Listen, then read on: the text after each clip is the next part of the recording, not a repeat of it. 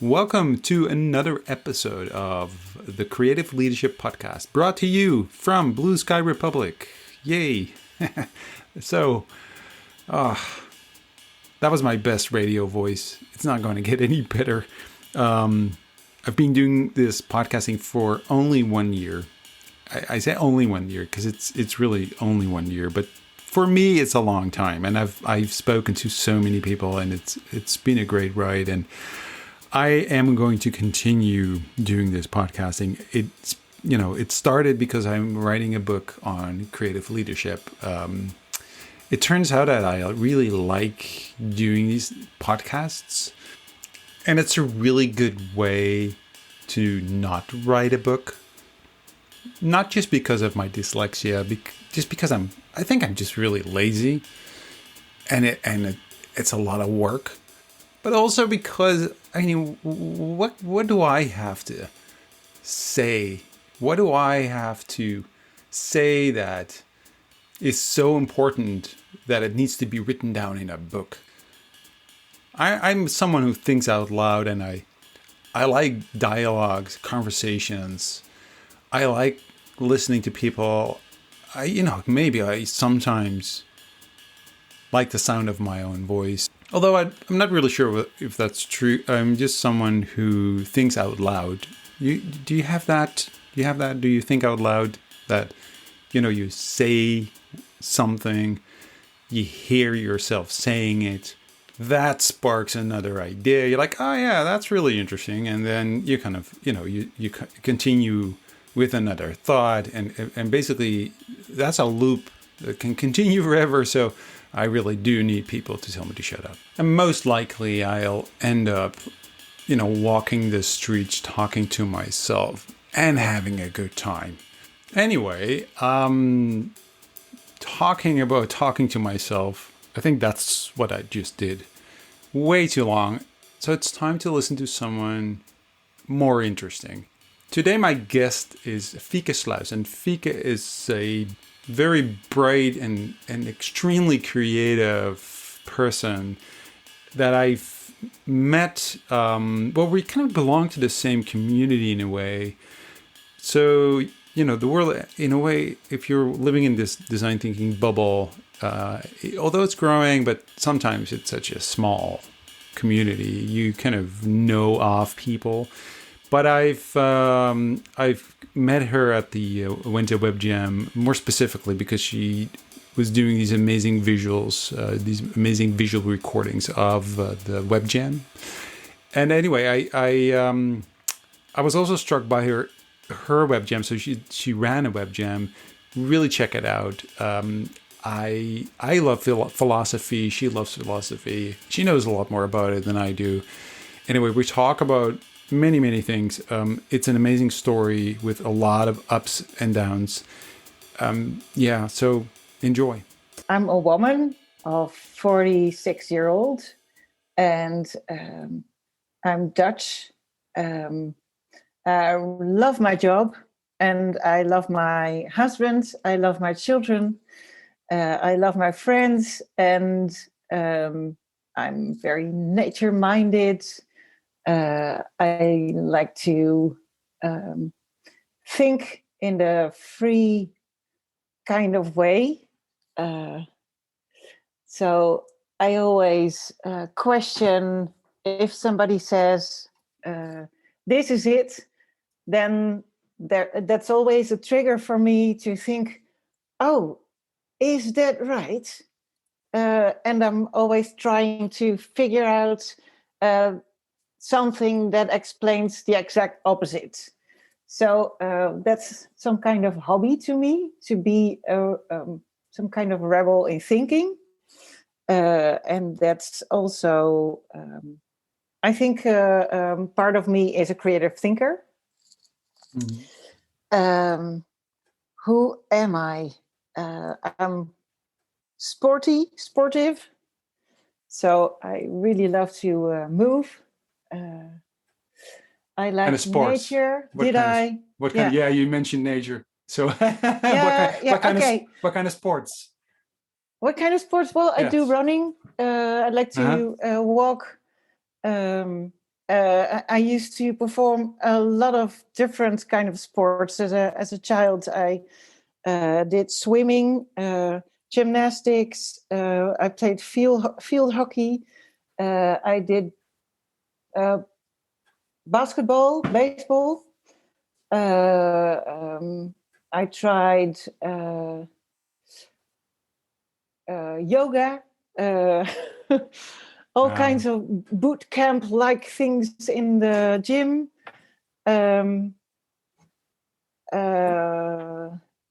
Yeah, that is a lot. Yeah, a lot. Is a lot. Yeah, So, and I probably forgot about 10 other sports that I tried. oh, really? Wow, how many sports are there? So, yeah, Okay. You can come up with any kind of new sport, so it will be endless. Yeah. That's true. So I'm curious about what you just said about if someone says, yeah, this is the way it is, you are like, really? Is that the way it is? Is that in a are you a cynic? Is that I don't think I'm a cynic. No, not at all. I just I think it's kind of a hobby to me to come up with alternatives for everything. Yeah. And that's why in school I always had very low grades on the multiple choice tests Because you because thought they could all be right. yeah, I could always come up with a story in what situation they will be right. So yeah, my imagination was against me on testing in multiple choice tests. Because then your brain goes like, that could be right. If I think about it long enough, wait a minute, what if they? Yeah, that's really confusing as a child. So this is something you already had as a child. This is yeah, definitely. When did that? Do you know when that kind of when when that started, or when you were conscious of that you were, or that people friends kind of tell you, or when did it start? You think, oh yeah, I'm always, because when you're as a child are struggling with multiple choice, for instance, are you aware of the fact that that's your imagination? Are you aware of this? I think when I was a child, it was expressed more in things like being creative in drawing or in what I would wear, for example, 2 different socks. Well, the children wear 2 different socks nowadays all the time because the parents, they don't have enough time to put the socks together in pairs.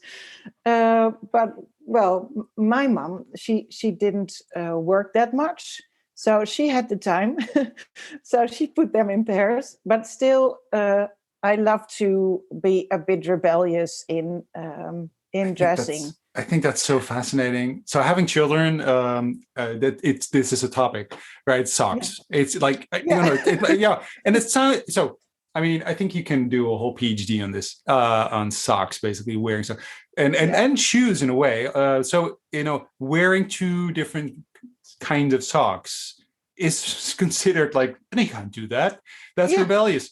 Yeah. And so there is this moment in your life when you have children, or with yourself, but also with yourself too. Like I lost one sock. This one doesn't belong to the other one.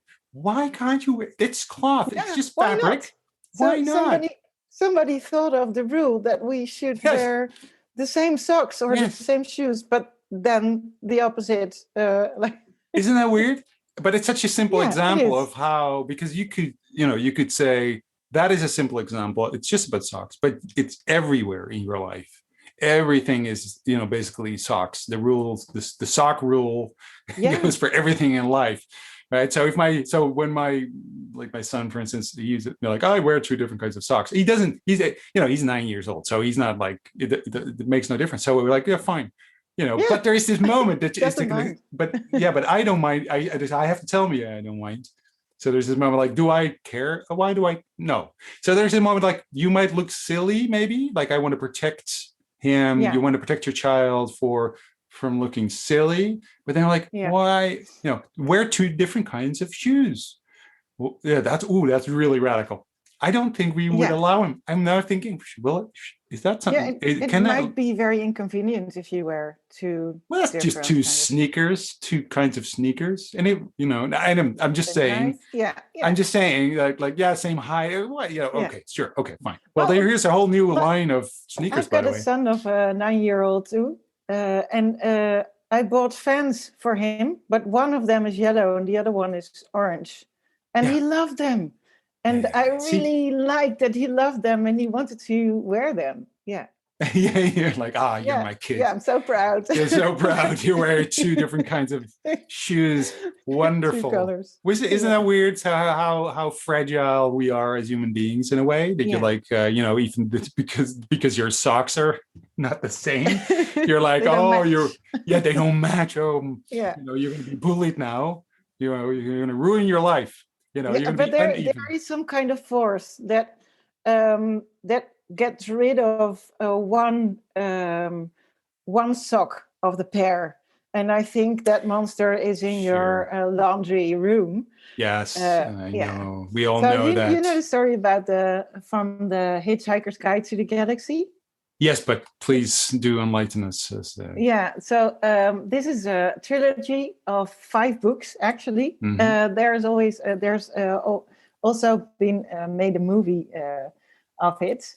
But there's in this book, it is explained that there is a planet where all the lost socks go. So if you're searching for your lost socks, they are on that planet. I think don't know where to find so. planet, but So for me, it's just universe saying, stop being such an nerdy. Don't loosen up, man. Just wear the socks you have.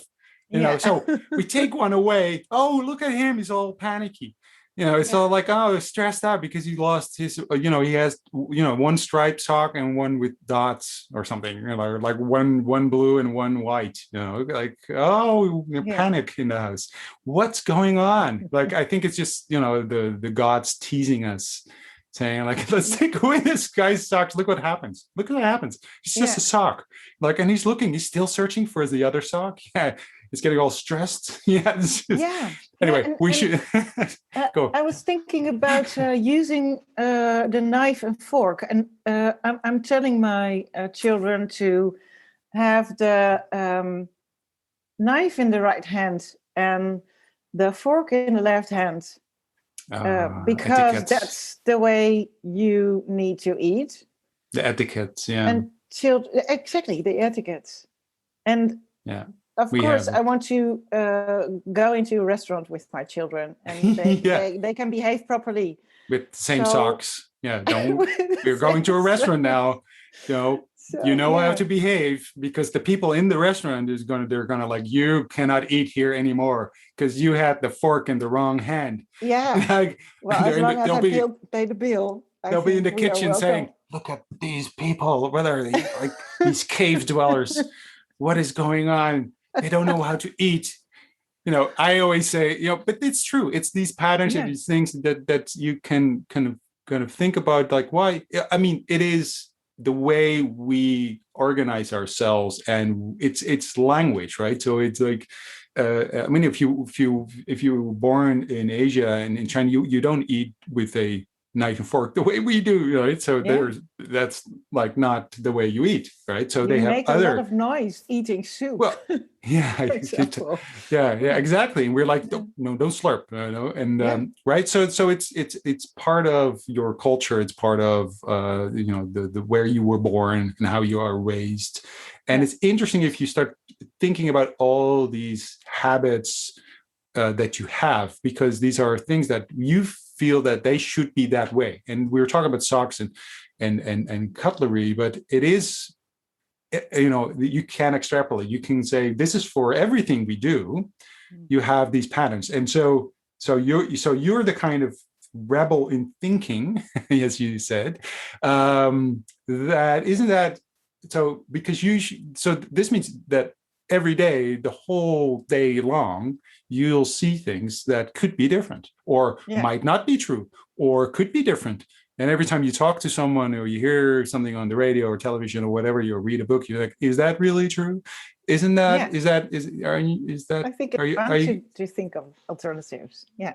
yeah, okay, it's fun. So it's not like, oh, you must be tired. I was thinking Well, sometimes, isn't your, are you, is because that means you're always, your head is always trying to kind of, you know, maybe my head is shut off for half of the day because I just have to produce things. okay. So But you can do yeah, that. You can focus as yeah, well. I can. I think I can put it aside, but Yeah. when I have the freedom to think, then Mhm. well, this is what happens in my mind. Yeah, You yeah, and think, I just love to do it. Yeah, yeah, sure, sure. But you think you can put it aside. You said you didn't say I can put it aside. You think, you're not sure. yeah. Well, I accept rules, and I'm capable of adjusting to situations. I'm not like the Mhm. disruptive rebel in thinking that I won't fit into You're, certain situations or okay. something. You just go, Just happens in my yeah. mind. Oh, yeah, Yeah. yeah. It's just, you're just thinking like, yeah, right. That maybe not. You're like, Yeah, but I so, also do people yeah. notice this? Is that something people around you, because they'll know you, people who know you, or are they maybe sometimes, oh, come on. Oh yeah, yeah. I can imagine it can be tiring for like my husband. He's a bit tiring, of course, because I always question the things he says. But it's just that the things that I like. It's not that I disagree. But yeah, Yeah, I recognize this yeah, so much. I yeah. so it's actually so it's nowadays my daughter, yeah, she's almost 15, and she'll go like when I say so she proclaims something. She's, maybe she saw something on TikTok or something like, and I'll go, well, maybe, and she go, Daddy, don't, and he's like, don't be negative about everything, right? Like, I'll say that might not be true. It could be Yeah. something else, and like, shut up, no. So that she knows when I start kind of saying the opposite. So now I'm getting like shushed, like, shh, no, no, Daddy, stop. I don't want to hear it. Yeah. It's just like, and I remember that as a kid. So when I was a kid, I had, I thought I knew stuff when I was still at home, and my father, who actually at that time knew stuff, he knew enough that he had to look things up because that might not be true. And he would have the encyclopedia. I remember that. Oh, that's a word I haven't pronounced for a long time. The encyclopedia.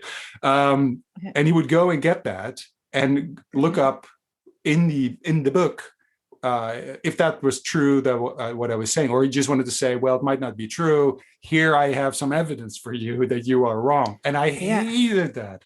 I was like, no, I don't want to. I just ran away. I was like, no, I don't want to know. I don't want, go away. Just Yeah. go upstairs. Like, I know. And now I'm thinking, I'm the same. Is that something? So Yeah. for you, is that something you had and took away from maybe one of your parents? Is that something you had as a child? That, like, it was your mother the same? Was your father that way? Or do you recognize that? Yeah. Well, not exactly from one of them. I think it's some kind of mix from both. My father, he was a school director, secondary school, and he taught biology in the Mm-hmm. secondary school. My mother, she was an artist, or is. Well, they both are still alive, so I'm not talking about. Mm-hmm. Well, they were doing jobs, and they enjoy a free time because they are retired. And my mother probably is the creative thinker of the family, and my father is more like the analyst and the scientist. Um, and well, I think the thinking different I got from my mother, and also the joy of coming up with something nobody else thought about. And my father is more like, he has these firm statements of this is true. And I think a rebel against these firm statements grew because of this. Yeah. But I think they were a perfect couple, or they are a perfect couple because of this. Uh-huh. Yeah. And are there... sorry, go ahead. No, the funny thing is that my brother became a scientist too. He's a professor in the University of Utrecht.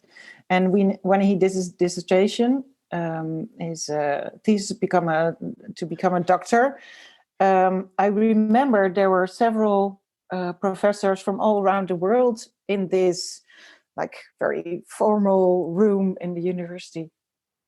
And they were saying, well, one of them was saying, this is this is more of an artwork, talking about his dissertation, than a piece of science. Or should we reflect on it as a piece of art instead of a piece of science? And I think we got both a perfect mix of qualities from our parents. Yeah. So they're basically, both of their voices are still in your head somewhere. So it's the I think because, so. I think I see that. So the scientific part of your father and the creative part. So which is kind of a blending, which is that's really interesting. I think that if you... Well, as a kid, obviously you probably don't recognize that, but later in life you can say, "Oh, right. I think it's I don't know if that's really true, but I feel that it's somewhere around your 33, 4, 5, you start kind of being able to zoom out a little bit and see yourself, and in connection with your parents, for instance, you say, "Oh, that's actually something I took from my parents." I think it's also where you start recognizing things in yourself, like, "Oh, I'm not." That's like for me, for instance, recognizing my father, like, "Oh, just like my father." It can be really very grumpy, or he can be like, my father has this weird thing that he can be very happy, and he's very soft and gentle, and but then something goes wrong, like a little thing, like a really tiny thing, and he goes like, "Ah, damn it." Oh yeah. And it could be like, we would have like birthday parties, and people would be gathering, and family, and would, chatting, and my father would go to the kitchen or something, get some cake or something, some drinks, and then could hear him in the kitchen. He would drop something like a spoon or something really silly, and he was like, everybody knew him as like a gentle guy, and then you hear him in the kitchen like, "God damn it." And I was like, "Oh." So he's very soft on the outside, and So he's also the scientist. My mother's an artist and my father's a scientist, by the way, as a side note. It's nice. Very recognizable, but it's this. So I recognize that in myself when I started doing that.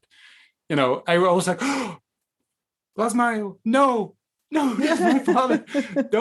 don't go there." But it's like, it's inescapable. If I have to do some put a nail in the wall or something like that, or he's like, there's something that my father comes up, he's like, like, "Oh, terrible." But where did you go to school? Where was that? Where did you grow up? Well, I grew up in Woerden, which was a very much of a Christian village, but I didn't notice it when I was little. I went to just like an open school without religion. Because it's the Dutch Bible Belt, right? Where is part of right? Yeah.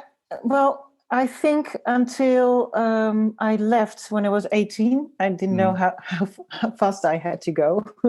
I lived in Utrecht afterwards, and afterwards in Rotterdam, and afterwards in Amsterdam.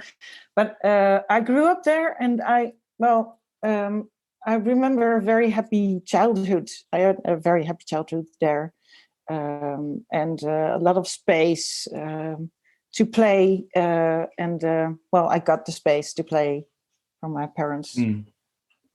And so when you went to school there, you went to middle school there. You went to, and you just mentioned that you had trouble with some of the tasks at school, but were you otherwise, was everything going well?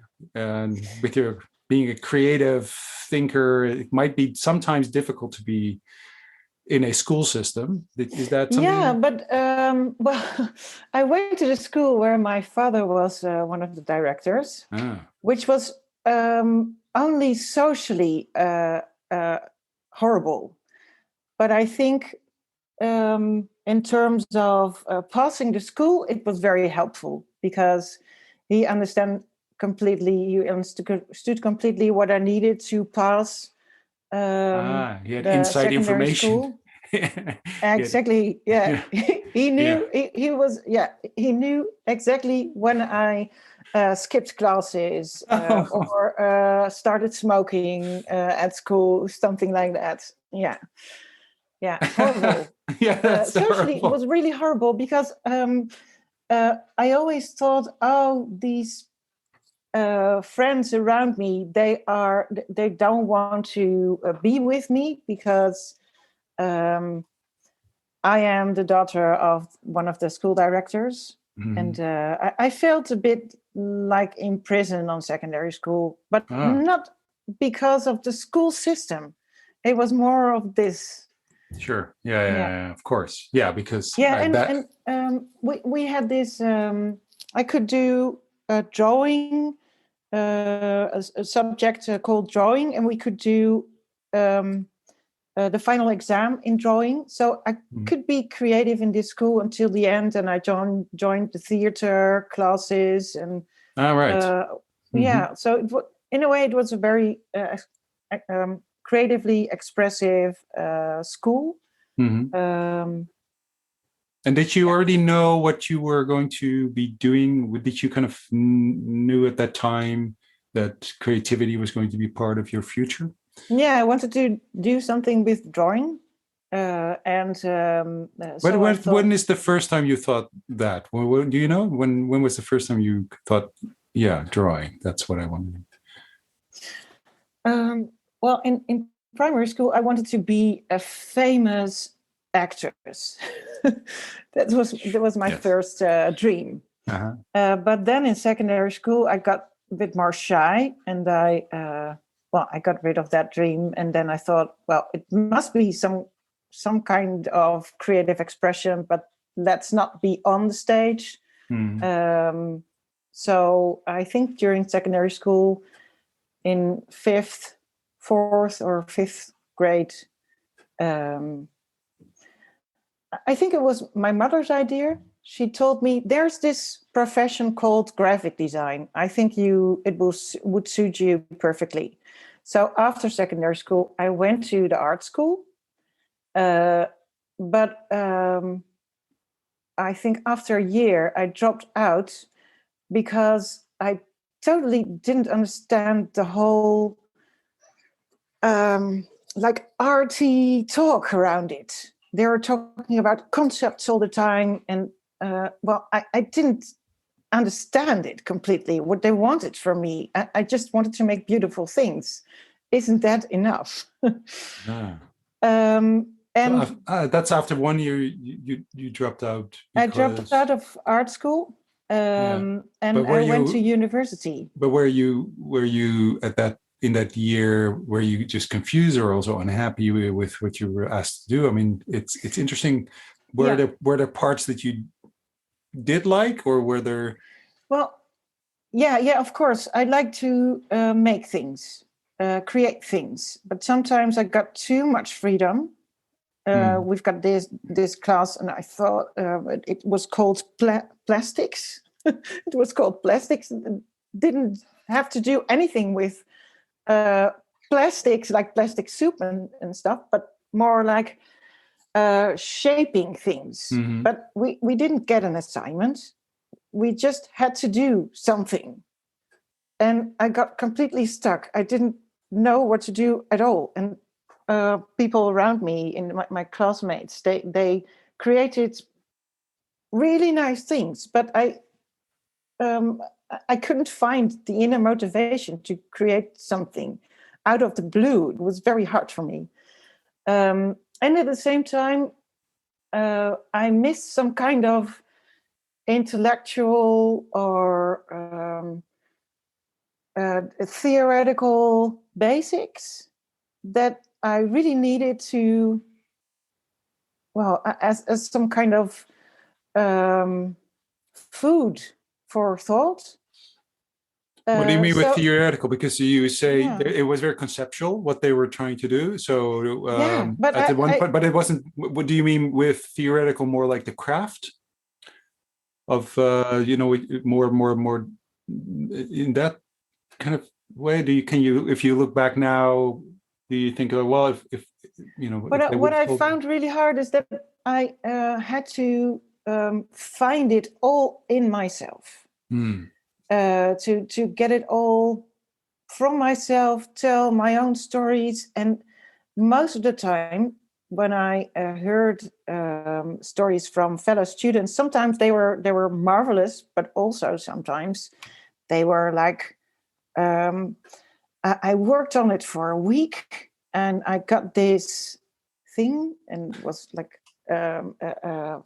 it was like a string, and they just found it on the streets, and I think they just found it that morning, and Ah, well, they were working on it the whole week, and they had this right. big story around it, but it felt so wrong to do something like that to me.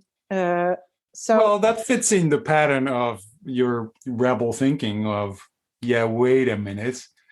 Is that yeah, you want you really it's about questioning everything, right? And yeah, yeah, if then you don't get any pushback or anyone is there to say, oh, yeah, let's go work on this, or you're right, or no, or there's no fight, and it's just like in a sort of a vacuum, like, and everybody's just doing. I can imagine that you get lost, totally lost, yeah. because there's Yeah, maybe I was just very naive and young in my mind that I couldn't understand what they wanted from me. yeah. And yeah, I remember in art school there was this teacher, and I, I told him I don't understand. I really don't understand what he was talking about. Very strong lines, and then I thought, what do you mean with strong lines? So. Ah. It was all so incredibly subjective, and you can come up with anything. But I needed something to hold on, Right. and it could be theory or anything. It could be philosophy or anything, but there needs to be something. So I really enjoyed classes, culture studies, and art history, and I decided to go to university and study art and culture science. Hmm. And I did that for 4 years, and finally, my thesis was on a philosophical topic. Actually, I wanted to explain what art was. There was Oh. my question was, what is art? And of course they said, well, you can't do this. But I did it. And I did a case study on the fountain of Marcel Duchamp. In philosophical environments, they talked a lot about this artwork because Right. it was one of the first artworks that you could never say this is art about, but still it became an artwork. And Hmm. how does that work? So I was fascinated by these things. And after university, I went back to art school again. So Oh, really? So, yeah, okay, yeah, two questions. One is, I'm interested in that kind of transition moment. So you stop going to art school, you go to university,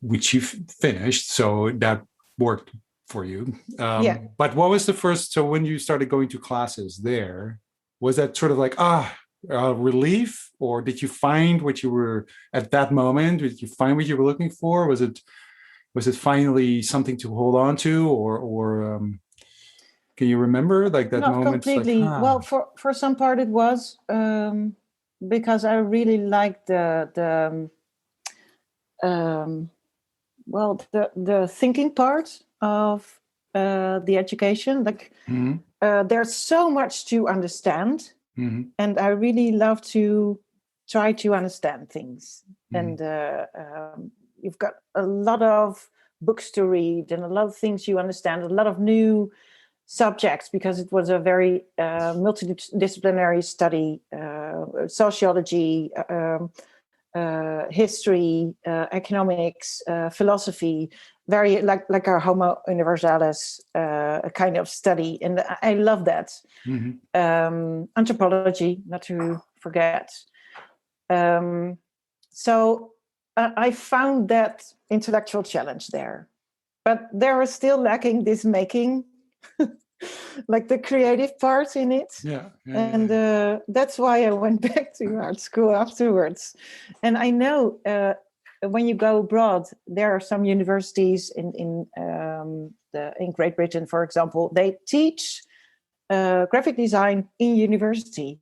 And I think I would have fit much more in some kind of environment like that. But I had to do 8 years to get what I wanted from education.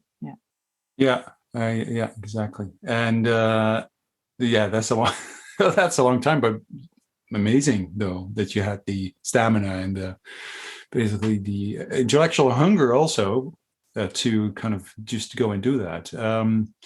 So the combination of, because then you went, because I'm like interested, you go back to art school, basically where you kind of, when you, the first time you were there, you were like, what's going on? I have no clue.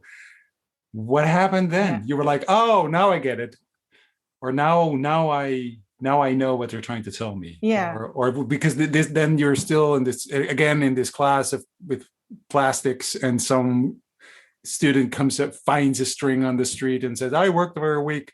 How is that? I went to another art school, much more on the technical part, focused on the technical part more. Which one did you come? I went to The Hague, the Royal Academy of Arts, and they teach graphic design, but you really have to learn a craft there. Right. Okay. And, was that more? Yeah. Okay. So because then it's like, okay, here's, there's the craft. This is how this is how it works. It's very okay. The scientific part, basically, of I don't know. It's that the scientific part. It's more like, it felt more real to do something more real than being busy with the string for a week, or the story about. Did you also consciously choose that other school? That was it a conscious decision that you? I'm not going back to because of the first school. Which one was the first school that you went to? The first Utrecht. Utrecht. Yeah. Yeah. Okay. So you, art school in Utrecht. Because at that time were you living in Utrecht? Yeah. Okay. Yeah. So you really chose not to go there. Yeah. Okay. I also looked for an evening program. Okay. They called it studying part-time, but I had to go to school in the evening every day. It was like 5 days a week. It's part of the day. 5 days a week. The evening is part of the day, so it's part. So I could work during the day a collective for graphic designers, and so I worked there during the day. It was Lava graphic design. Oh. Yeah, very nice. Well, I learned a lot. How did you get there? How did you end up there? That is a funny story, because I looked for a job, and I thought I've seen a lot of working in restaurants already. I'm not going to do that, and you can't do that when you have an evening course to do. And I was looking in a newspaper, I think it was in a newspaper, and I saw they were searching for somebody to make coffee and stuff like that. And I thought, let's go and apply for the job, because then I can learn within an agency, and go to art school and learn in education the same time and learn in an agency the same time. So at first I was making coffee, but in a few months I did more than that, and I became like a more or less a junior designer. So I helped with a lot of projects, and I learned a lot there. Yeah, I can imagine. So that's a nice, well, not coincidence. I mean, you were looking for it, but still, that's exactly the direction you wanted to go. And an agency like that, I mean, they were. Yeah. So I'm not sure they still exist, right? So I mean, they're. Yeah, I think they are a bit different than back then. But at that time they were the top of Yes. of these graphic design agencies. They were amazing. They were amazing. Yeah. And they still are. Maybe for those who are listening, I don't know if they're not. Maybe they're seeing. I don't know. I left that bubble. I think I don't know. Now I'm thinking, why don't I know if they don't? I'll look them up later. Lava, wonderful Lava agency. was involved in restarting magazines at the time, and the magazine business, that's not so much anymore.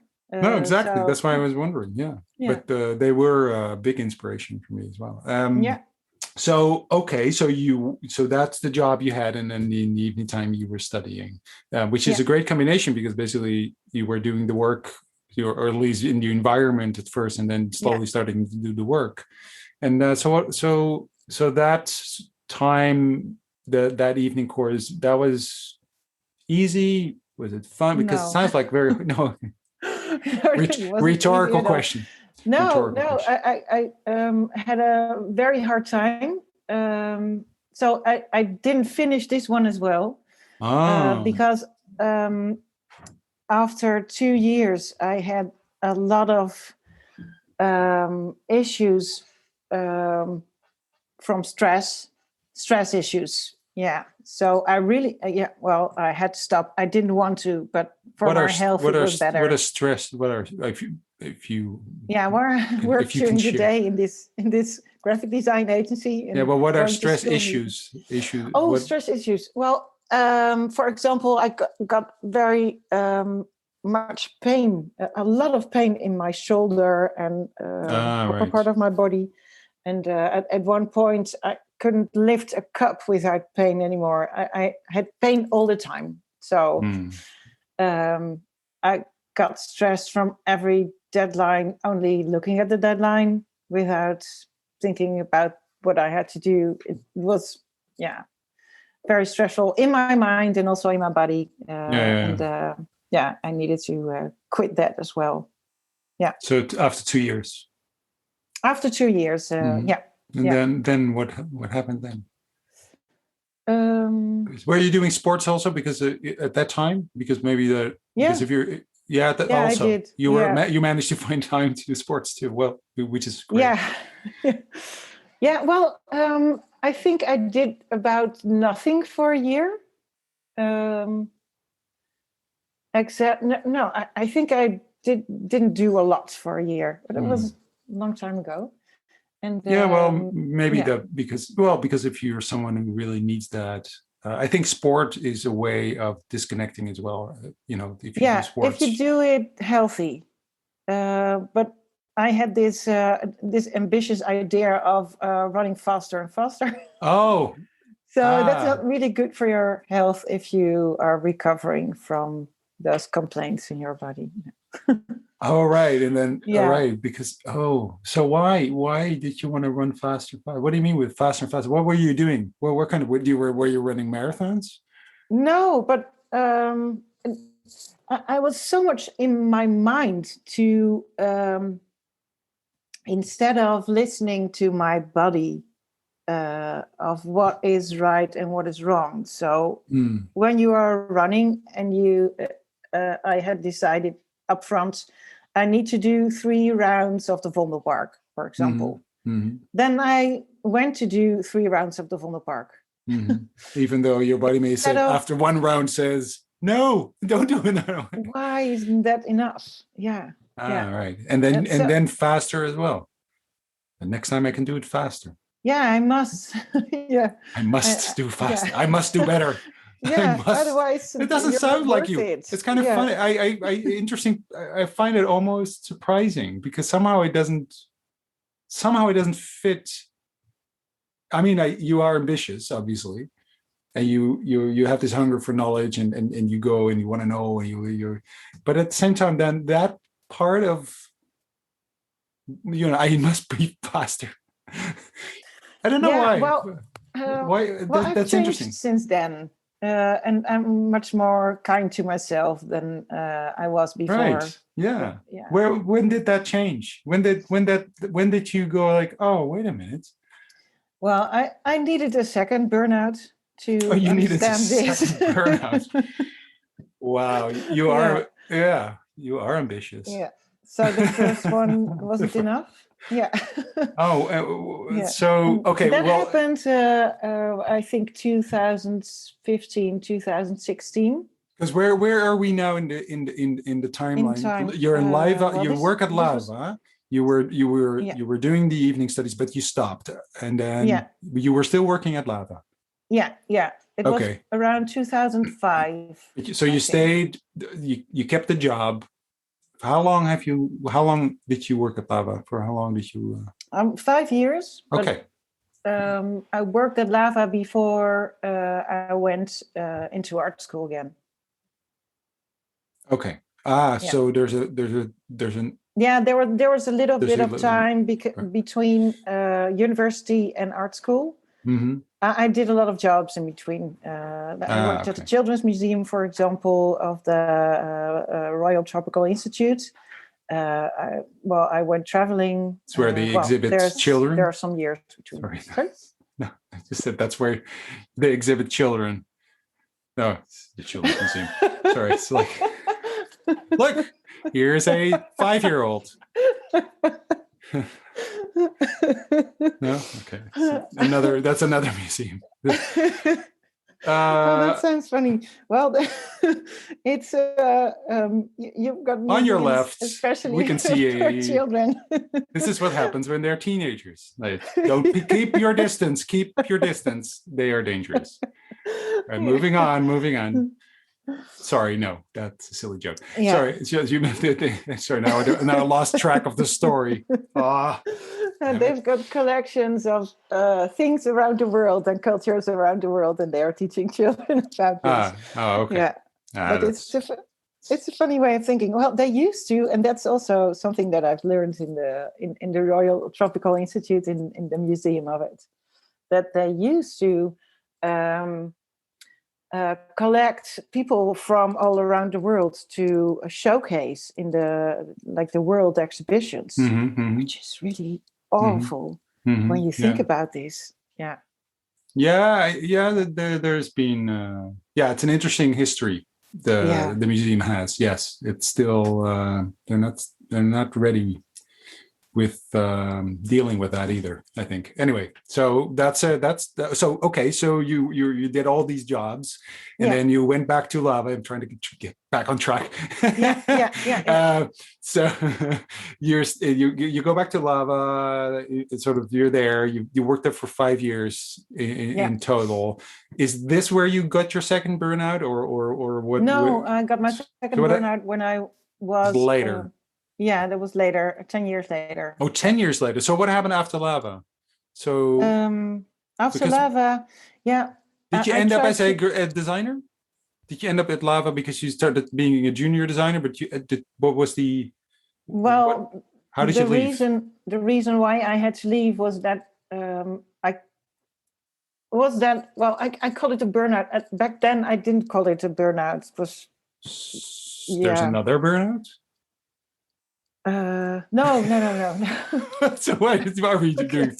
Are we doing have like a sorry, a little burnout in between the we two called big it burnouts? RSE. Oh, right. Like I had an issue with my shoulder. Okay. Exactly. Okay. Yeah. So right. So that's basically this like you're it's like an inflation in your muscles and when you work too much behind a computer behind a computer, if you're sitting too much and working with this mouse, the thing, and that a lot of people had that, and probably still have. I don't know, but yeah, Yeah. exactly. Because okay, so this is where you had to stop. Yeah, Oh, yeah, I really? had to stop Wow. So it was really art bad. school and at Lava. At first, I was on sick leave, but you can't stay on No, sick leave for forever. So at one point, unfortunately. yeah, exactly. No, everybody wants to work. It's Yeah, it's horrible to be on sick leave yeah. for a long time. Um, but then I was thinking, what should I do with the experience that I have? Hmm. And I spoke to somebody who was teaching in art school in Breda, in the south of Holland, and he was teaching philosophy there.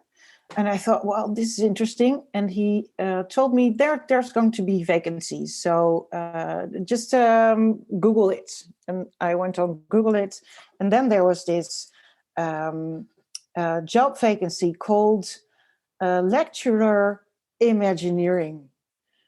And that sounded so incredibly interesting.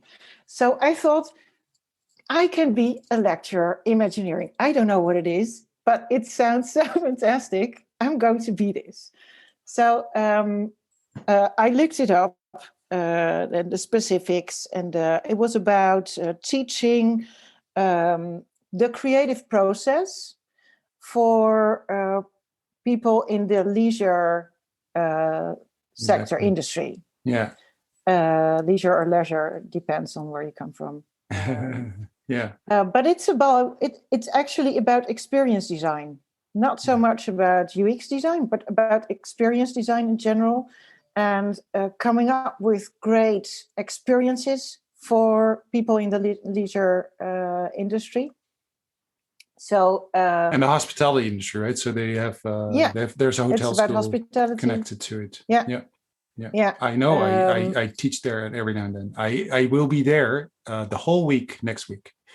Nice. Physically, even the whole week. Really? Yes, we're doing a week-long sort of a sprint boot camp, something. Yeah, Oh, great. at the And Imagineering it's for for the School of Leisure Masters of Imagineering in and Breda. Masters of Imagineering. Yes. Yeah. Well, Yeah, well, so I'm like, what? That's a yeah, okay. Yeah, go. but I found out it's like a different word for design I thinking. know, I know. It Yeah. took me so long because I know them for a very long time because they were connected to me. They connected to me a long time ago, and I did a sort of a keynote at one of their events. They took part in a training session. Some of the teachers took part in training sessions that I gave a long time ago, and it took me so long. It took me actually. I told me like last year when they asked me to help them with something that I suddenly realized that this is the only school that I know of in the Netherlands, at least, or even internationally, who've been teaching design thinking for like over 20 years. Yeah. And I That's thought, incredible. Yeah. oh, it's this. And I'm like, why didn't I realize this? Because they've been doing that for such a long time. It's just that they call it Imagineering, and they come from the Yeah. hospitality industry, and it's a connection between leisure. So like Walt Disney, blue sky thinking. Yeah, this is where exactly. Imagineering Yeah. comes from, and they're yeah. So yeah. So you applied. Yeah, and I didn't think of getting a job, of course, because I had no experience in educating anyone. I just had some interesting couple of jobs on my CV because I worked in uh, um, at the Children's Museum or the Sure. Royal Tropical Institute. Mm-hmm. I worked for several projects in the movie business, also internationally. I did some creative stuff. I was a designer, and I had my side gigs in designing all the time. So what I was thinking when I applied for the job, I can do this for 3 days a week, and then 2 days a week I will have my own design business in graphic design. That's what I had in mind to do. So I applied for the job without knowing what Imagineering actually was, but okay, clever enough to Google it and to find a book of the professor teaching there called Diana Nijs. Yes. And she wrote a book, Imagineering. And of course, I read it before I went to the job interview. And we had a very nice conversation with the director of the School of Leisure, who was very open-minded and creative himself. He had a very strong vision on learning experiences, and I didn't expect to get invited for the job at all. But I think the day after, they told me they called me and they said, "Well, could you come by for what did they call it? Arbeidsvoorwaardelijk gesprek." And I didn't know what it was. And I don't even know the English translation for it. But it's like the conversation you have to bargain about the specifics. Salary. Your salary and right. How if many you hours, get a car or not. If you get a car or not. Yeah. Obviously, I didn't get a car. I didn't have my driver's license at all. So, but I was surprised. What is that? What is that kind of meeting? I didn't know what it was, and I was so surprised. I got the job, but I got the job for my creative background, and I just needed a creative, and they knew I would finally get the whole subject, and I got the stage for learning a lot about education in higher education. Mm-hmm. So I went to Breda for 2 years, living in Amsterdam. Mm-hmm. And it takes about 2 hours to get there. So after 2 years, I could get the same job in Amsterdam as well. So after 2 years, I went to the same course, but then in Amsterdam. Which school in Amsterdam? University of Applied Science in Holland. Right. They have an Imagineering course there. Yeah. They have got leisure studies. Sure. Okay, I didn't know that. Yeah. And now they've got a lecture of design thinking. Lector design thinking. Professor. Exactly. Yeah, which is interesting development, by the way. Those things, because because it kind of although design thinking maybe not so much the practice or the words, but a lot of it did come specifically service design in Europe did come from the academic world at first. They were the first people to write about it. Papers and books, and so it's it's coming full circle almost.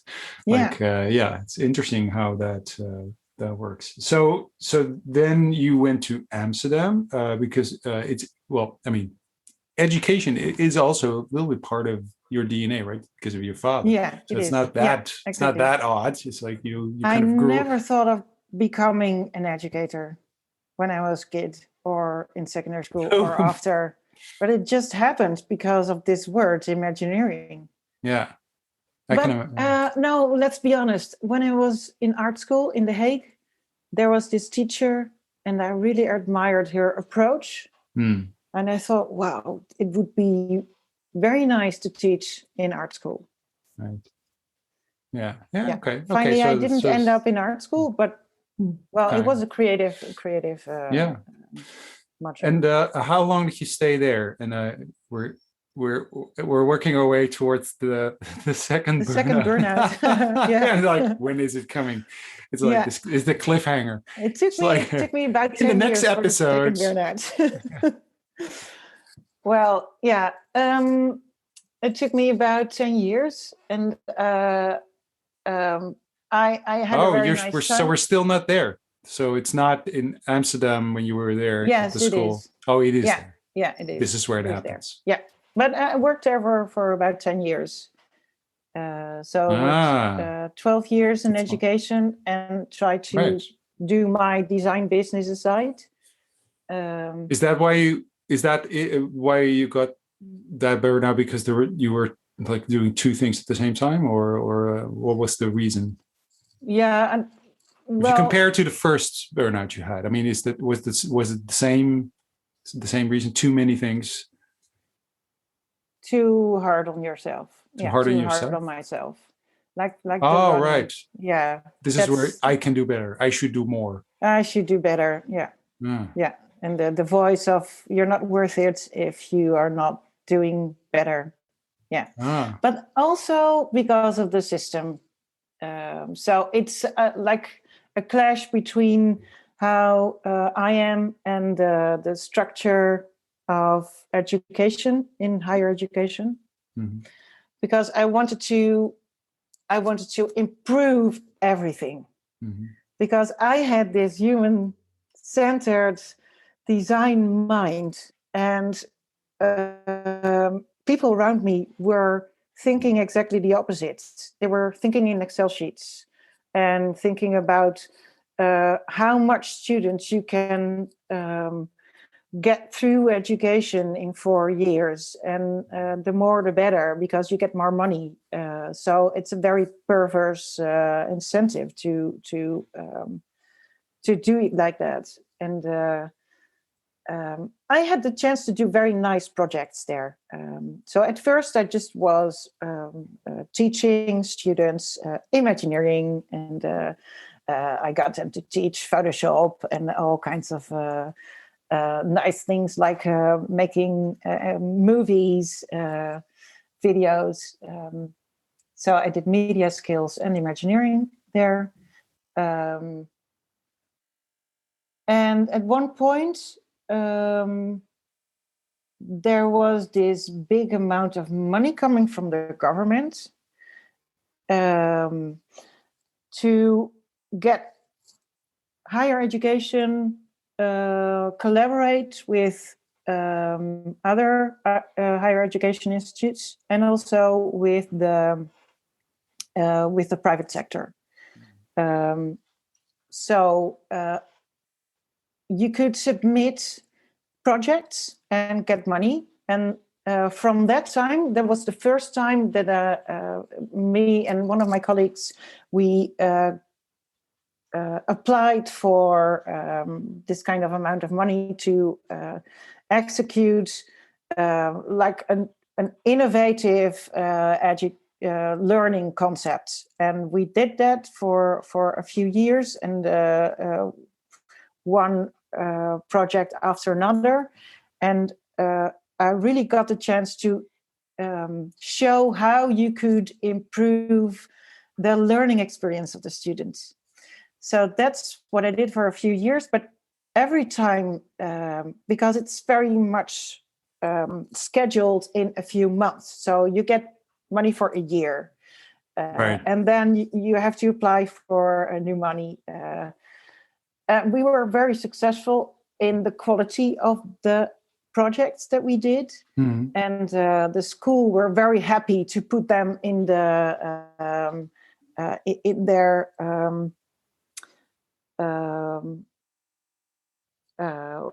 shop window, so to say. So, like, look at us, what kind of innovative education we are doing here. So I expected that they would adapt it, that they would finally implement our ideas in the ordinary, or in the rest of education. Because in the directors board, they told everybody, this is the future of education. We need to organize it like this, and this is this is impactful education. So I thought, well, okay, let's give me this amount of money, and we're going to create it. We're going to implement it. But it doesn't work that way. So I was very naive. And later on, I understood that what I did wrong, because I was inexperienced in innovation in big organizations, that you are creating two things. You are designing two things. You are designing new education formats. And I did a lot of experiments, very nice experiments. But then there's this other thing you need to design, and that's the intervention in the bigger organization. And I totally forgot about the importance of the second design. And I never thought that would be necessary because they saw how valuable these new projects were. So why don't they adapt them? And to do innovation in a bigger, a larger organization, it takes you so much energy. And if it isn't rewarded when you think it's going to be adapted, well, yeah, I got to that point that's somewhere, and I got frustrated time after time, and I just couldn't cope with this anymore. Working so hard towards something, and then it gets nowhere. Yes. You can only help a few students in the pilot, and then it's not getting any step further. Yeah. I know what you. I know how that feels. So, did you recognize at the same time when you were trying to do this and getting frustrated that because you were kind of going into your second burnout, but did you recognize sort of the signals? Did you have the same pain, for instance, in your back, your shoulders? Did you have that same kind of feeling, or was it different? Did it surprise you, or did you start to? Were you pushing it away? Because a lot of people have burnout. You get a burnout because you push it away, right? Yeah. You're like, no. Yeah.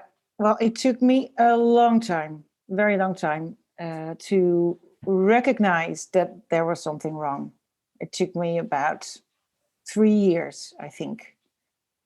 And at that point, that's a long time. I got so incredibly unhealthy that I was teaching with 40 degrees of fever. Really? For some time.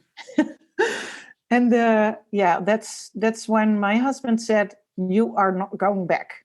I'm going to tie you up here in the house, and you're not going back." I had such a immense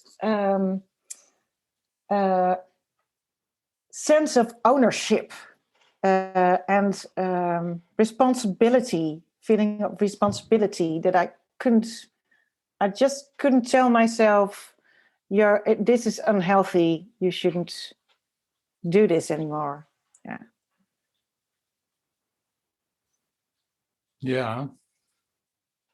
So, and then one point, I got to the hospital, and really? They had to check on, bad diseases like HIV, because I had this small amount of white blood cells, but that could be just after a fever or after a flu. You can have a decrease, but I had there was all kinds of metabolism that was wrong in my body, and so it took me a long time to admit that there was something psychologically wrong, because I thought it's all in my body, or everything that's wrong is all in my body. So it took me a really long time. That it was the monster was up here in my head, telling me to do better, and telling me to do more, and telling me to perform all the time. Yeah. Yeah. Because where did that Yeah, it's just a quick. Where did that come from? Because in your story, as far as I can tell, and, there's not a specific thing that you could say, well, oh yeah, because you were pushed so hard by your parents or something, or you. So it's No. really, it's really your own fault. Yeah, it is. No, Yeah, it is. no, Yeah. but yeah. So it's interesting, right? So where does that come from? If no one, if you're not in an environment when there's no one telling you this, or when you're not pushed by anyone, or you're just pushing yourself to this Yeah. limit and actually over it. I mean, if you have to go to a hospital and they're and you have that severe situation based on a burnout, based on you telling yourself you have to be better, and that's a very extreme reaction Yeah. in one way. But that's it. That's so. Did So you? it's sorry. No, go ahead. I'm almost ready for your next question, but there are two sides of this mindset. Because it also takes you somewhere. It also takes you somewhere, but despite of your health. What do you mean? Well, it also the mindset of doing better and performing and being ambitious. It also takes you somewhere where you wouldn't be if you just had a laid back mindset and think that, well, if you are content with the first things you do, yeah. So it also takes you somewhere, but yeah, it shouldn't. You shouldn't let it happen that it completely destroys your health. Yeah. So there are two sides. Yeah. Yeah. So you're saying that if you don't have that attitude, that drive, you would not be able to achieve the things that you achieved. So you achieve them but you could also argue, if you wouldn't have that drive, you maybe would have finished art school second time, and other things would have happened. Yeah. Right. True. So yeah. and you yeah, and right. So there's you don't know. I mean, this it will be a different story. Everything has this cause and effect. It has an effect on something. It will take you places that you would not have gone otherwise. You would not have known if you would have been a more laid back person. Would have maybe However, it's just the way it is, right? It's just that's part of you. You have to discover that, because it's not like you were conscious of that. You were kind of destroying yourself, right? It's just that it's like if you are if you don't pay attention to these signals and you're pushing them away, you could blame yourself, but at the same time, it is just, I mean, that's how we work. That's how the brain works. It takes maturity, and it takes also a very strong kind of person to stop, to say, it is. Everything I care about and I find so important, and I feel this ownership and responsibility for it. I just saying like, okay, well, I'm just going to stop now. So often it needs someone else. It needs someone who looks from the outside and sees, hey, wait a minute, and is a mirror for you. So that mirror. I got a lot of mirrors, but I just didn't want to listen. Yeah. Yeah. So when did you start? I pointed at other people who could do it, so I can do it.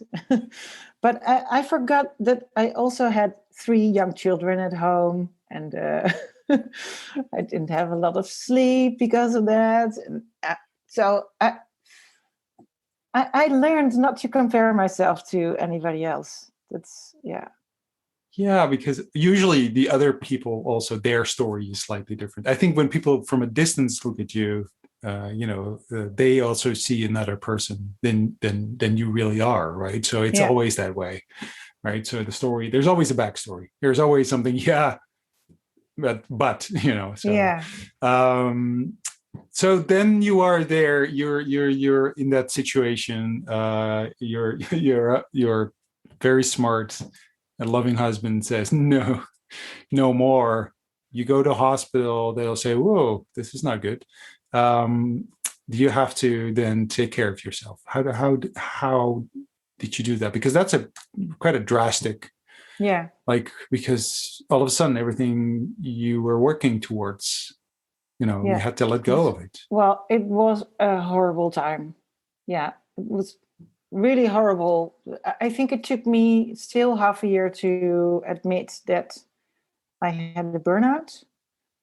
But by that time, I was very depressed as well. So I had a depression, and I needed to, I just needed medicine for that. But before you get to that point, you have to admit a lot.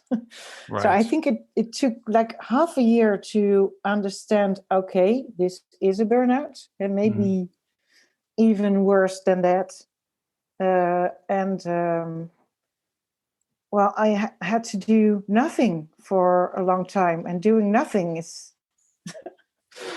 well, for a lot of people, doing nothing is like, huh? How can you do nothing? And I needed to learn to enjoy things again, and to, I needed to learn to relax. I went to this institution, and it's like a recovery center. I went there 2 weeks, and there was this movement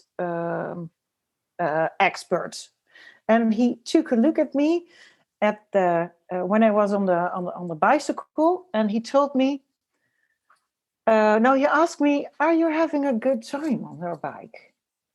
Do you feel like you're moving nice? Do you feel nice on the bike? Do you feel okay in your body?" And then I thought, oh, what is happening here? Because I was riding the bike like I needed to do the Tour You were de like, France. no, not fast enough. I get yeah. Exactly. Yeah. I need to get to my target. Oh, Yeah, and then well, I learned a lot about this. They told me, well, we think you are an adrenaline junkie. Oh, And I was looking for that shot of adrenaline all the time. And the more you produce, then you also, the rest of your body is in fat a lot. Yeah. So you need time to recover after time for, And I didn't allow myself to recover from anything. Because adrenaline makes you, I mean, the one thing it does for you, I think, is that it makes you a little stronger than you really are. Yeah. So you can go further than you can actually go, right? And because you don't feel the pain because of the adrenaline, but it's there. But it's just that you don't hear the signals anymore. So you can kind of go a little further because of the adrenaline. I think that's the mechanism we have. Like if you're in danger, this helps you, run a little faster from the lion than you actually could. Or if you are hurt, you could still, you can still flee, and because you don't feel the pain at that moment because of the adrenaline. So that's a dangerous thing, really.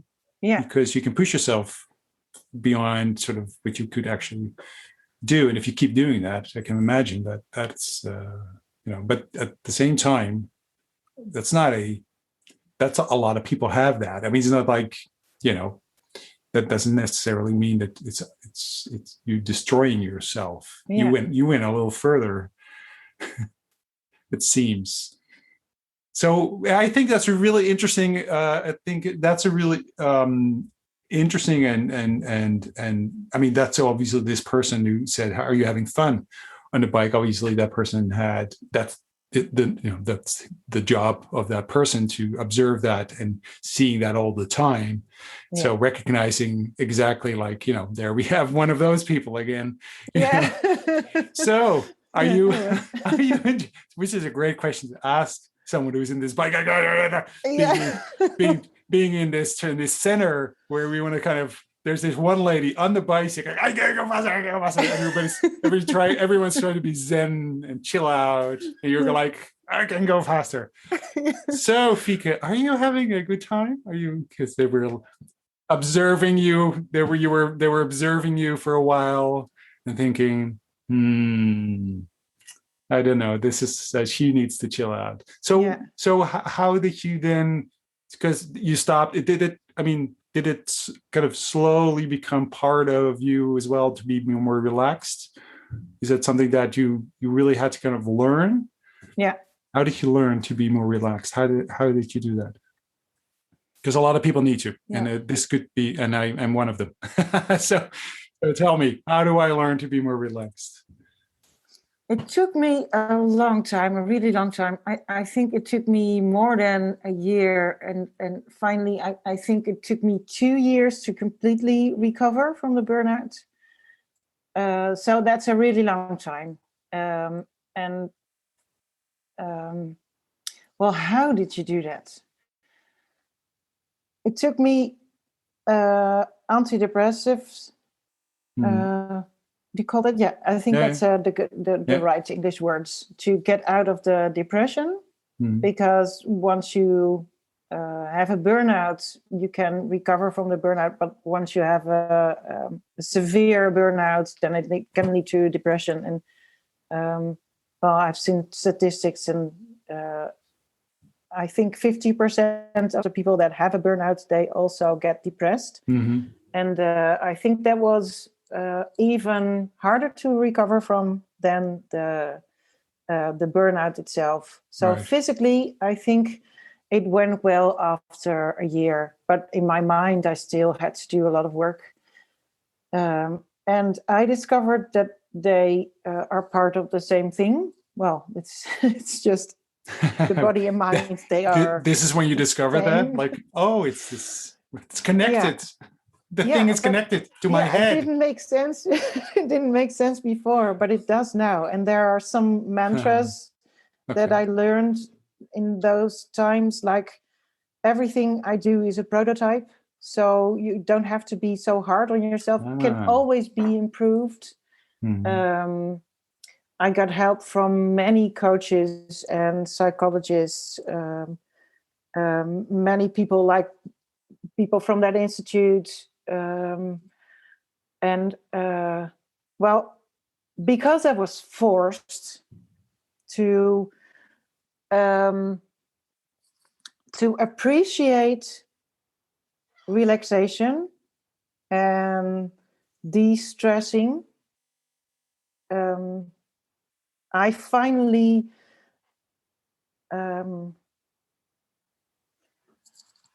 appreciate it. Yeah, that's, I think, the good word for it. I appreciate to do nothing sometimes, and I don't blame myself anymore if I do nothing. Right. So I really needed a shift in my mindset. So it's also accepting. And I didn't learn that from the first burnout. Right. Well, because did you get help from other people in your first burnout?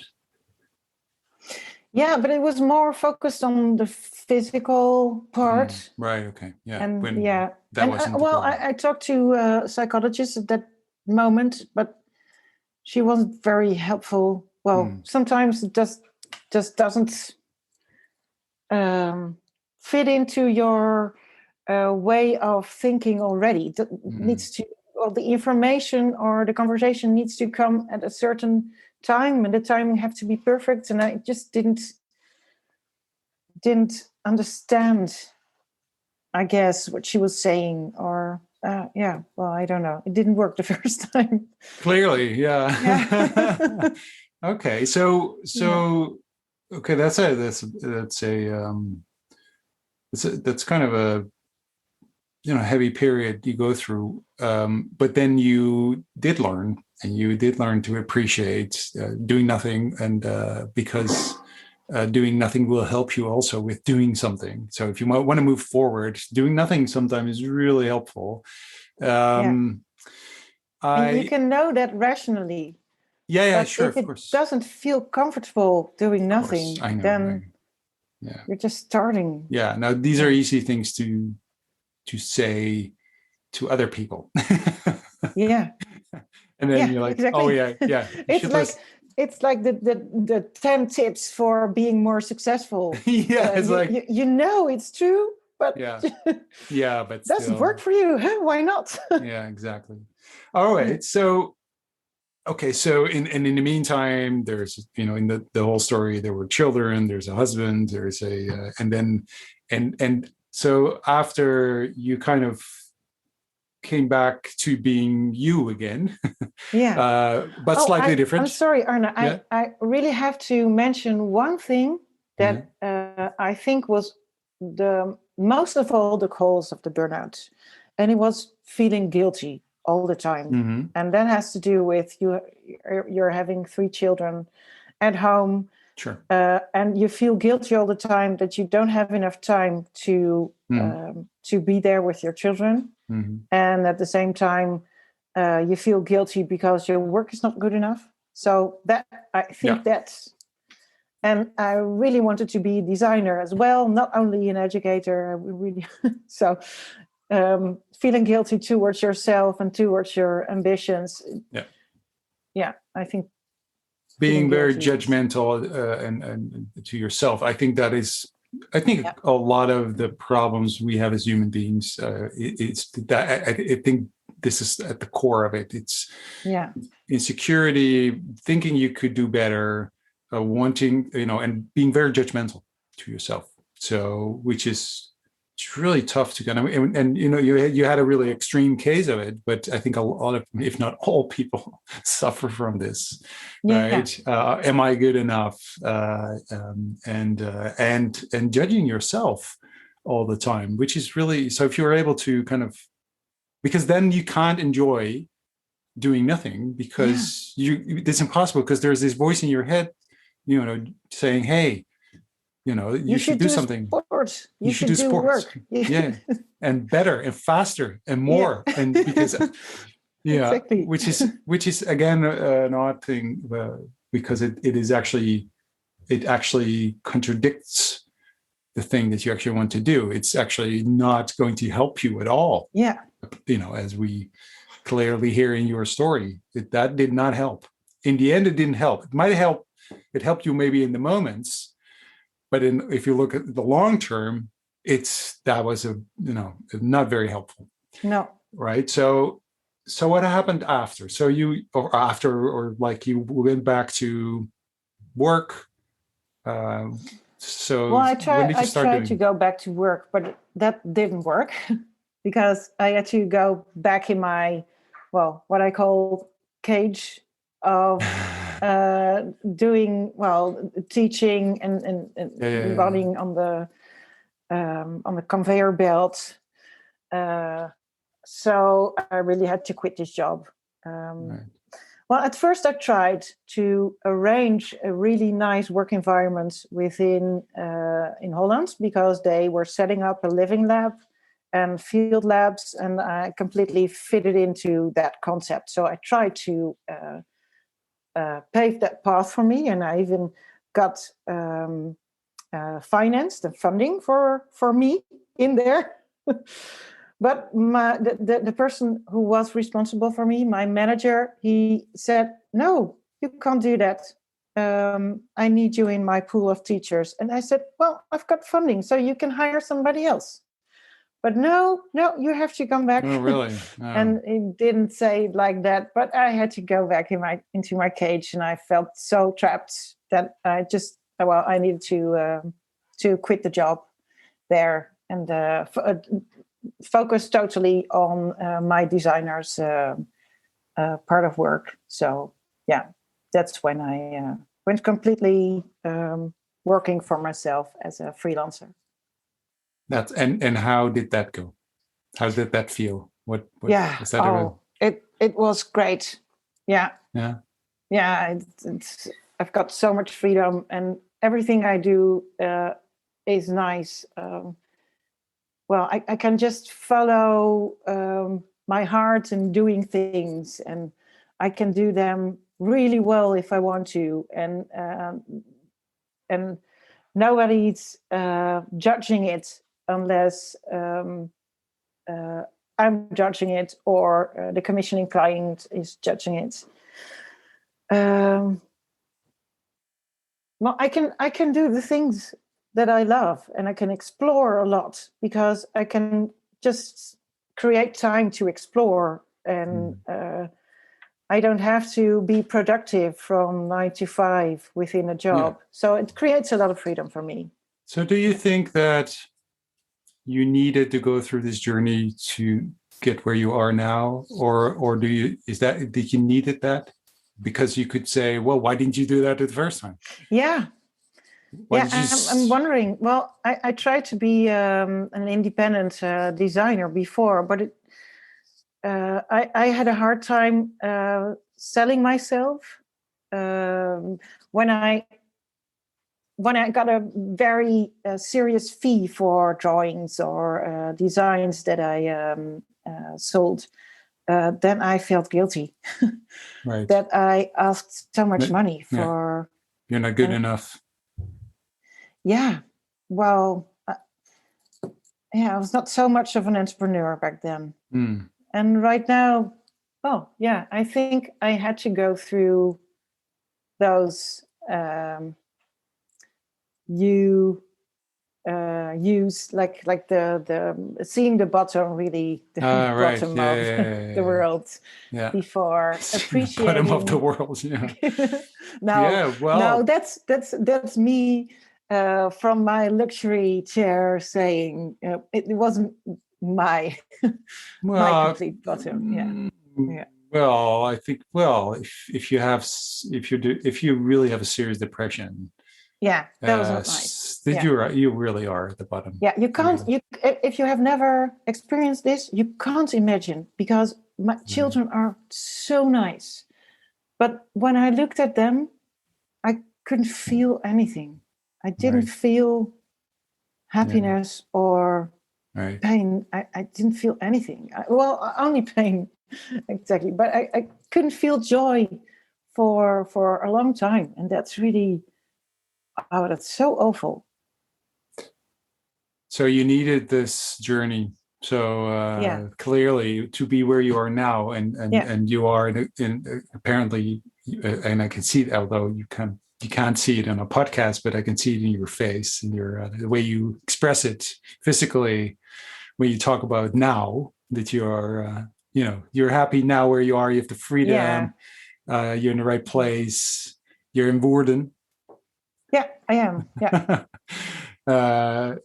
With a garden and a nice place to work, your own freedom and your own space. That's a nice journey. I wonder. So, when you think about the future, is this what you want to keep doing? Is there a future scenario that is there something in? Yeah. Well, one thing. If you are describing me, I always want to have every scenario open. So I have difficulties setting a goal for 1 year or 5 years. But one of my dreams still is to have a bigger company than just myself. Yeah. And the way I work now is I'm one entity, and I work in networks on projects with other entities. But still, I've got this, it's like a childish dream of being a director of a creative company. I don't know if that's going to happen in the future. And if not, I will be as happy as I am now. It doesn't matter. But still, it says that there's something inside me that maybe in the future when I grow old. I dare not to say it can be bigger. I could be bigger. It's just bigger. It sounds a little bit like I have to be faster. Oh I yeah. can Oh, that be, sounds like that. yeah, Yeah. it sounds a bit Oh, like, maybe do that. yeah, I should be, now it's just me. In the future, I see myself in this. And I'm thinking, when you have to lead a company, right? That is stressful. Don't Yeah, go yeah. there. Well, I no, don't no. like that downsides about it. Yeah. So No, no, no, no, no. I take that back. I take that back. I think you should. I think you'd be awesome at it. I think because of what you've experienced, you can do it differently.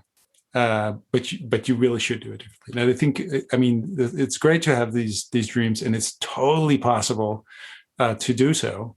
But stay with that Fieke that you're now, because I yeah, think if you that's lose the most that, you important. don't want to lose that, because that you're in the right place now, and you can have more people around you, and that you can inspire, and that you can kind of help, and work with them and co-create with them.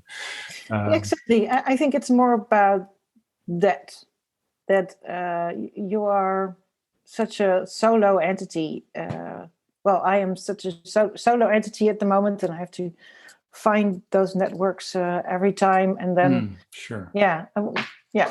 I think to be in a team of creative people and work on something for a long time, that would be great, because Right. I'm working Yeah. on a Yeah, lot I of get that. like Yeah. Yeah. nice projects, but Yeah. not very, yeah, they don't last for half a year or something to Yeah. really Yeah. undergo and be immersed for a few months. That would be nice. Yeah. So it's interesting that you are someone, you're still kind of and I think you found a balance, uh, but there is this balance, because I can still see this Fieke that says, I want more. Yeah. There's you have the drive. You still have Yeah, that yeah, drive, still, which yeah, is great yeah, to have. I mean, no, don't lose that. Of course not. And the balance of also saying, yeah, but it's also about happiness, and being, doing nothing, and being, also being relaxed, and at the same time having that drive. That's an awesome yeah, thing to have. It shouldn't be. It's not a contradiction. It should not. It's actually the one feeds exactly. the one Yeah, feeds the other. So if you have that yeah. I found balance, out it can go together. Yeah, yeah, fantastic. but So I also, yeah, yeah. Nice now conversation, Arno. you also, what do you, your last famous last words? Oh, yeah. This is the moment where I should say the two words. No, no, you don't have to. You've Where said I should enough. answer the question of everything, the No. universe, and yeah. Well, maybe a famous. I know you love philosophy, so maybe there's a philosopher you think. Well, no, I'm just teasing you. Okay, Oh, something to chew on, which I really love, and I'm thinking about it for I think 30 years. It's a saying of Nietzsche, and Nietzsche said, um, "We live in a." I can't citate him. That's too difficult for me. But he said, "The whole world is false. Everything is false. There is no truth." Well, we've got one truth. It's art. And that's false too. No. Okay. What is this? And there is a truth in there, because he says, imagine art in general, it's telling stories about the world. So this is the only thing that we can cope with. Art is our eyes to the world. It's music. Music makes us cope with all the difficulties in the world. But it's made, it's constructed. It's somebody made the music. It's not truth per se. So this is the only thing we have. But it's not true. It's not a universal truth. And well, that's a good ending to yeah, I this think so too. conversation. That's an Thank awesome you. ending. Thank you very much You for the too. conversation.